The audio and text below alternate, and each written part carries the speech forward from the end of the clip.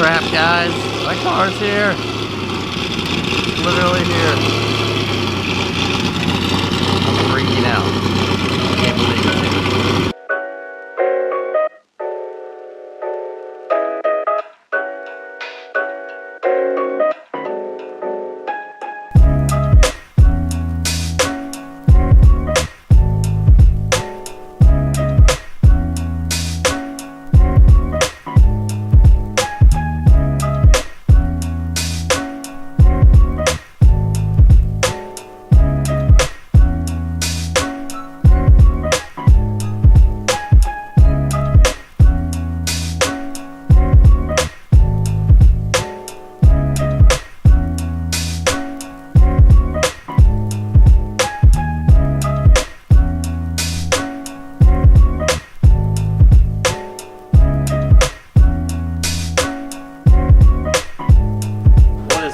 It is Blake with Y2K, and today we are taking delivery of the 1992 Lamborghini Diablo, the car I've dreamt about my whole life. As you saw before, the truck just came in and dropped it off, and now we're here making the video, and I just couldn't be more excited to share this car with you. I've dreamt about this car since I was 6 years old, all the way up until now, and I'm 32, and the urge to buy this car hasn't got any less from that age until now. I've still loved it the same the whole way through, and honestly I think now I wanted it more than I've ever wanted it before. Now I'm going to give you a little rundown on the car. Today's review isn't going to be really long because I have a lot more planned, but I just want to kind of go over what this car is. So like I said, this is a 1992 Lamborghini Diablo. It is black on cream, one of the most amazing and iconic 90s color schemes I could ever imagine. It has a 5.7 liter V12 straight from Italy, and it makes 485 horsepower and 430 foot-pounds of torque. Back in 1992, this car was capable of 0 to 60 in 4.5 seconds and had a top speed of 202 miles an hour, which is incredible. This is the first Lamborghini ever to hit over 200 miles an hour, and this car is just simply an icon of the 90s. The V12 in this car has been shared from the Mura all the way through the Murcielago. It's just a tried and tested formula that Mr. Lamborghini just kept rolling with and improving it, a little bit over time. And it's just a masterpiece of an engine. No drive-by-wire. It's got 12 individual throttle bodies. It's just an amazing machine. 4 valves per cylinder, and it sounds like it's waking the dead. The Diablo was obviously the successor to the Lamborghini Countach. The Countach, as we all know and love, is probably the most iconic car of the 1980s, and also one of the most iconic cars probably of the last century to ever be made. The scissor doors and all that, which has been carried over to this car, are just icons of Lamborghini design. This car was actually designed and oversawn by Marcello Gandini. He started the design back in 1985. This also happens to be the time that Chrysler purchased Lamborghini for a mere $6 million, which in today's money is probably about 7 or 8 new Aventador SVJs. So to think about that is pretty crazy. In today's period, Lamborghini was not doing well. They were almost bankrupt. They needed a car to revitalize a brand, and that's what the Diablo is. This car essentially underneath is a Countach, just an updated version of that. Obviously the body is quite different. Gandini was not actually happy with this final design. He had a much more aggressive design that he wanted done, but since Chrysler was pulling the strings at that point, they actually took the third and final revision of the design back to Detroit and massaged Gandini's original design into what you see here. They wanted something smoother, easier to live with, easier to see out of, and just overall more practical, so more people would want to buy the car, therefore increasing their sales. A cool thing to know is that Lamborghini actually assisted Dodge with the development of the Viper motor for the first generation Viper, which is another amazing Y2K car. So that's actually really cool to know. If you do own a Viper, or if you want to own a Viper at some point, you're not into Italian cars, you still pretty much have a Lamborghini engine in your Dodge Viper. Gandini was actually so upset with the design of this car that he went out and later released his actual intended design for the Diablo in the Sezesta Marauder V16T. It's a pretty outrageous looking car, and it's in my honest opinion, it's fairly similar to what this looks like, but it is a little bit more aggressive. Only 980 Lamborghini Diablos were made out of the whole run from 91 to 01. There were a few different generations. This is the first gen. It's rear wheel drive only, no power steering, no ABS. It's the most raw of all the Diablos, and it's the reason I wanted it. It's also got the pop-up headlights, which is important to me. The VT was the second gen. That car was an all-wheel drive car, and when I say all-wheel drive, it was, I think, only 25% of the power could actually go to the front wheels on that car. So it was almost more like a Porsche 911 all-wheel drive system than a true all-wheel drive you would find on a GTR or something like that. You can still get the car sideways and it still felt good, and you could still have fun in it, but it was just a little bit of safety net for you know, the first-time driver of a car with this kind of power. That car also added power steering. I believe it added ABS and another few creature comforts that kind of took it to the next level for drivability. Then we moved on to the flush mount headlight vehicle, which I think was a 98 or 99.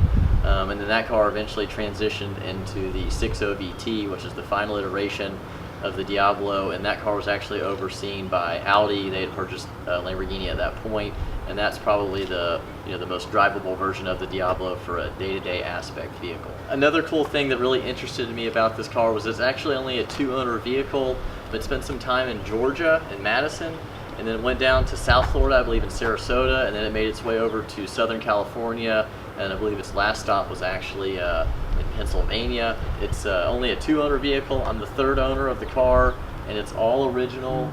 It even has the factory Alpine tape player, which I think is really cool. It's having a little bit of an issue right now, but I'm hoping I can get it sorted out so I can put some tapes in it and just have some fun reminiscing about, what music people might have listened to back in 1992 in this tape player. Thoughts are running through my head about where people took this car. What kind of concerts did they go see back in the 90s? Were they listening to Tupac? Were they listening to the Cranberries? Were they listening to Green Day? I mean, you name it. What were these people listening to in this car? And that's something that I think about quite frequently, is what kind of guy owned this car? Was he some successful businessman? Was he someone who inherited a lot of money? It's just cool to think about who had this car before me, and it's really awesome for me to be able to pass the torch on. Now that I've told you some features about the car, I actually want to go through the interior and around the car and just kind of show you some really cool things I think make the Diablo so incredibly unique and just an icon of the Y2K era. Alright guys, we've got the keys in my hand to the Diablo, even got the original Diablo keychain, and I'm just going to kind of go over the car with you here. We're not going to be driving it today. It's got a right O2 sensor code right now, which is simply just means that it needs a new O2 sensor on the right side. It's an older car, and I knew that when I bought it, so it's not a big deal. But it still drives fine. I just need to get that fixed sooner than later. The tires are brand new. As you saw in the previous episode, I was anticipating that I would hopefully drive it home. So I did put new tires on it. The back tires were really hard to find. I found the last 2 in the country on Tire Rack, so I got lucky there. And so all the tires are brand new. They're 335s in the back, and they're only 17s, so it's kind of wild.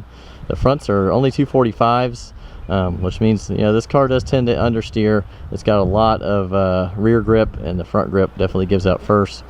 It does have the optional rear wing, which I think is a must-have. I know there's definitely people that think it looks better with the wing off, but for me, if you're going to do it, you got to go all the way. So it's definitely got it. It's got these beautiful slatted grills on top of the engine cover here, which now you probably see in like the Super Trofeos, and I think it's even on the SVJ now, which is really, really cool. And they actually made a Jota version of the Diablo, which is probably my favorite one of all time. It was like a pink purplish color, and it had the scoops on the roof. It was really, really cool. This car also has factory gray mirrors. Thank you. Neighbors like the car. And it has these little cool vents on the front, which I've always thought were neat. Alright guys, let's open the doors. They're very satisfying to open. And the great thing is these doors go straight up. They're not like a gull wing style or dihedral, so it's great for cramped spaces. You can just put the door right up. The interior here is, like I said, the cream. It's in fantastic condition. Got the gated shifter right here. We got the double stack cluster. Alright guys, we're sitting in the Diablo. We got a speedometer that says 220. It does 202, so not too optimistic there.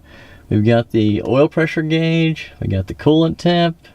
Obviously the tachometer, red line 7500. Not too bad for a 5.7 V12. We've got the oil temp gauge, and then we've got the fuel, and then the battery voltage. So pretty basic setup. This cluster, if you're shorter, you wouldn't be able to see over it, which is obviously an issue. So unless you're maybe 5'8" to 5'11", you probably have a problem driving this, honestly. We've got the OEM climate control. The Freon is completely empty on this car, so I will have to recharge that or figure it out. Living in Florida, not having AC is it's a pain and really not an option, so definitely gotta get that taken care of. We've got the factory Alpine tape player I was telling you guys about. It does work and turn on, but the reception is kind of like a pulsating. I'm not quite sure, so I'm gonna have to maybe take that out and see if we can figure out what's wrong with it. We've also got just a few basic switches for headlights, fog lights. It's got a rear fog. It's got a fuel door lock on it. It's got a button to lock the doors, and then a button to unlock the doors that's separate, which is a little bit odd. And then we've just got your standard ashtray here, and then the windows up and down. And then, of course, probably the coolest part is that gated 5-speed manual shifter with the dog leg first gear. It's definitely something you have to get used to, and you can't rush the shifts like you would on a modern day car. You've got the crap handle, as people always call it right here, which I'm sure people used a lot back in 1992. And but overall, the car's just fantastic. We've got these cool little seat belts. It's actually a two-piece seat belt in this car. You pull one strap over your shoulder, and then there's a lap belt as well. So now that you've seen the interior of the car, I think it's just a really fantastic place to spend your time. Alright guys, well, I hope you had a good time with me today walking around the Diablo. It's a lifelong dream come true, and the fact that it has come true is, like I said, a little bit of a surreal deal right now, but couldn't be more ecstatic to own the car, and I'm going to be driving it a lot. I do not want this car to be a garage queen. I want it to be driven. The mechanic who serviced the car for me originally said the only thing this car needs is to be driven and have some miles on it, and that's exactly what I intend on doing. Coming up, you're going to see me doing a lot of cool stuff in the car, and using it as a daily driver all the way up to going to, you know, your standard cars and coffee meets and stuff like that. So I look forward to taking you guys along with me for the ride, and I'm going to do a full drive and POV on the car. I'm waiting on some GoPros to come in, and then I'm going to be doing all kinds of stuff like that so you can see what it's actually like to drive a 1992 Diablo. But anyways, it's been great hanging out with you guys today. I hope you enjoy what you saw here on Y2K. Be sure to hit that like button, subscribe, browse the channel, and turn on that notification bell. We look forward to seeing you guys next video.